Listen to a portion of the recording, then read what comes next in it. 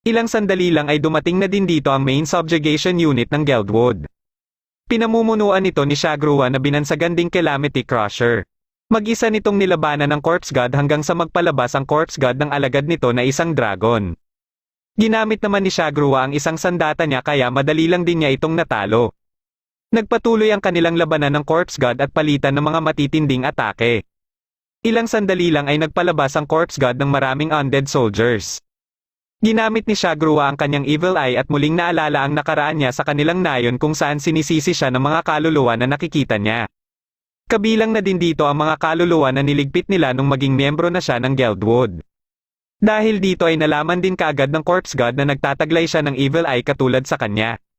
Matapos niyang pasabugan ng kanyang atake ang mga undead soldiers ay sinugod niya naman ang mga ito.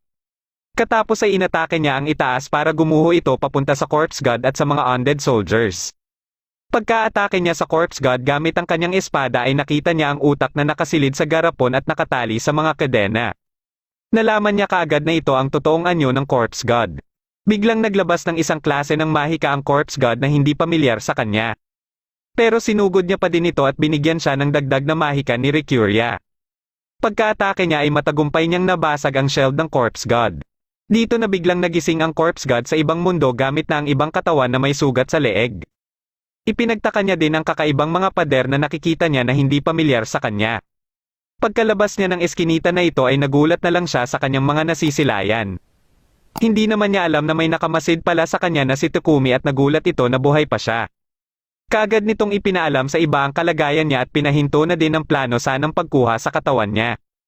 Nagpatuloy siya sa paglalakad hanggang sa magpasya siyang umupo muna at magmatsyag sa kanyang paligid.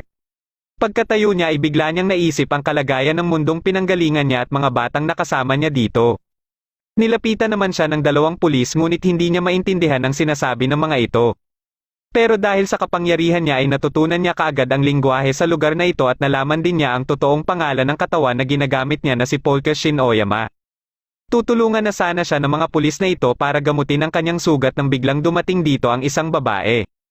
Hinila siya nito at tumakbo sila palayo sa mga pulis.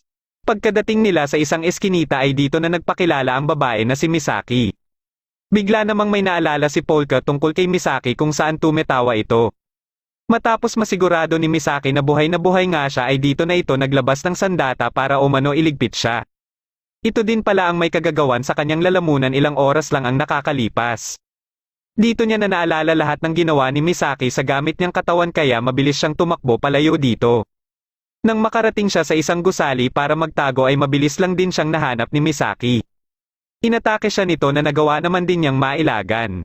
Nagpatuloy ito sa pag-atake sa kanya at kahit mabilis siyang makariyak ay alam niyang mahihirapan pa din siya gamit ang katawan niyang ito. Nang tatakas na siya muli ay napuruhan naman ni Misaki ang kanyang binti. Sa kagustuhan niyang makatakas ay binunat niya ang kutsilyo at matapos niya itong ihagis kay Misaki ay pinilit niyang makalayo dito. Pagkapasok niya sa isang silid ay nakarating din kaagad dito si Misaki at natamaan ulit siya ng kutsilyo nito. Pinilit niyang makabangon at sumandal muna siya sa pader habang sinasabi ni Misaki kung anong klaseng silid ang kinaroroonan nila at umano'y napapabalitang mga multo dito. Sinang-ayunan naman ito ni Polka dahil nagagamit na pala niya ang kanyang Evil Eye kaya nakikita niya ang mga kaluluwa dito. Pagka-atake ni Misaki ay inunahan na niya ito gamit ang kanyang kapangyarihan.